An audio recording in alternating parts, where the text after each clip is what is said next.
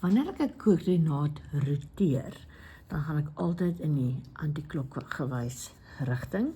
Hulle kan dit ook vir jou spesifiseer. So sê net maar hulle sê vir jou roteer koördinaat 51 90 grade antikloks, kan jy sien wat gaan gebeur hierso. Hy gaan met 'n 90 grade roteer, hy gaan hierso eindig.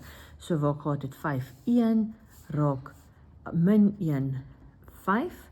So my x-koördinaat en my y-koördinaat ruil om, maar my y-koördinaat raak as 'n gevolg raak negatief x. Wanneer daar gevra word, roteer dit 'n volgende 90 grade, wat gaan gebeur?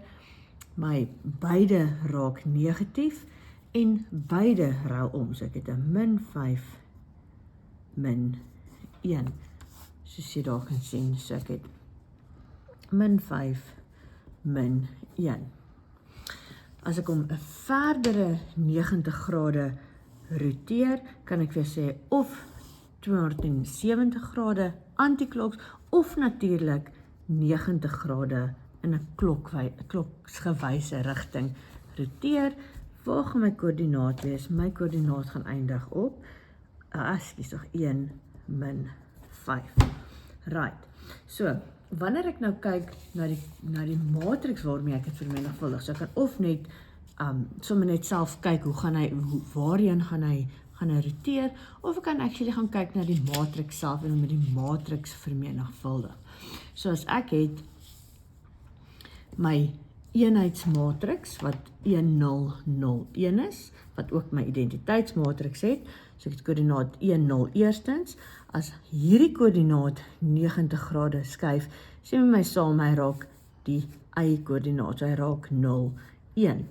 As die volgende koördinaat 90 grade skuif, raak hy min 1 0. So daar is my transformasiematriks rotasie 90 grade.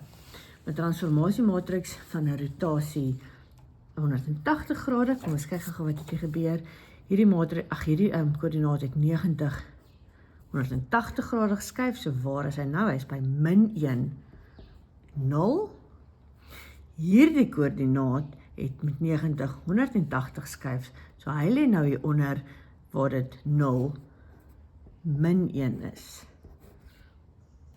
En dan laastens, of weer eens of dit nou 90 grade kloksgewys is, en of ek nou wil praat van 270 antikloks, hierdie koördinaat wat 1 0 was, raak nou 0 min 1.